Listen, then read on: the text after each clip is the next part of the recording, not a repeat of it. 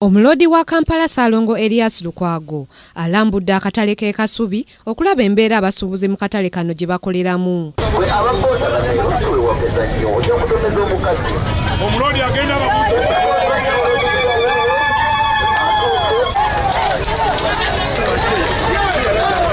Abasuubuzi bano nga bakulembeddwamu ssentebe waabwe Ronald Zibu balaze okutya okw'okubasengula kyokka nga tebaweereddwa waakulaga. Bano betulina okuteeka ku nninga okutuwa ekifo tebulinayo balala nomunagamba nti eriyo abalala tebaliyo bano bakukiikirira mwanagawalya gwe muntu waffe wano singa biliyoni eyo 1.5 mugiwulire bagisasuzaako abantu ekitundu ekyo ffe ne tuyingirawo biri ebirala binaatusanga awo kubanga tujja kuba tugudde ku kkubo nga tugenze mu kifo ekyaffe.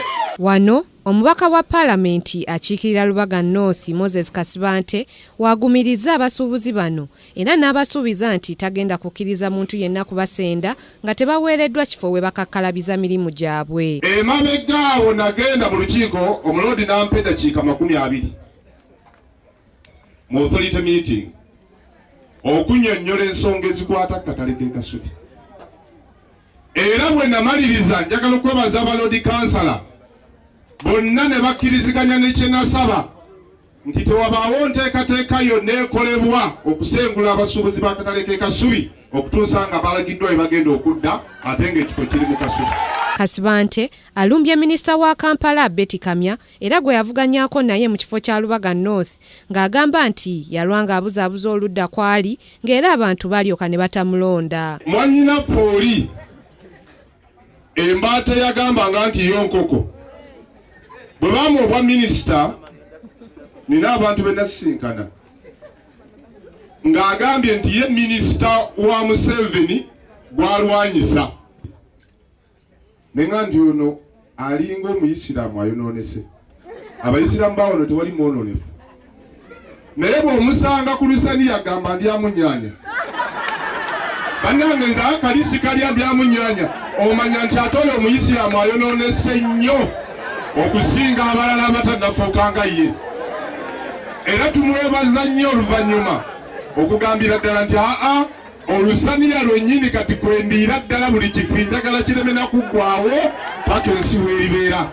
Ye omulodi wa Kampala Erias Lukwago asabye abantu okubeera abakakamu ku nsonga eno naye nga tebavudde ku mulamwa. Tetwagala ntalo naye mwe mukirabyeko nti enkulaakulana ebeeramu obwenkanya era ekireetawo entalo bw'obanga tewali bwenkanya. Twagala oluguudo yenkulaakulana, twagala akatale yenkulaakulana, naye bw'okutuntuza abantu ate n'oba jeno n'oba zeeri ng'agoba ente ate yo batekyali nkulaakulana ya bwenkanya. Faawe we tuyimiridde tetugaana kutambula na muntu yenna mu KCCA ng'atambula n'enkulaakulana ey'obwenkanya, naye kyetutagenda kukkiriza kyekyokututwala mu nkulaakulana etali mu bwenkanya. Tuzimbe ekibuga kyambuke kutuuke waggulu, tuyinza okumala okuzimba akatale ne katuuka waggulu ne kabeerawo nga keereere. Akatale k'e Kasubi kaludde nga kali mu mivuyo gy'ettaka anti nga KCCA eyagala okusengula abasuubuzi mu katale kano batwalibwa awalala olw'akatale kano okubeera mu luguudo. Grace Nantale Kakooza, Kingdom TV, amalindirire.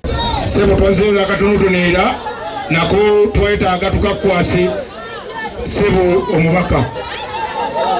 Abantu b'e Kasubi mu mbeera bwetyo mwe bakukwasiriza ebintu ebyo.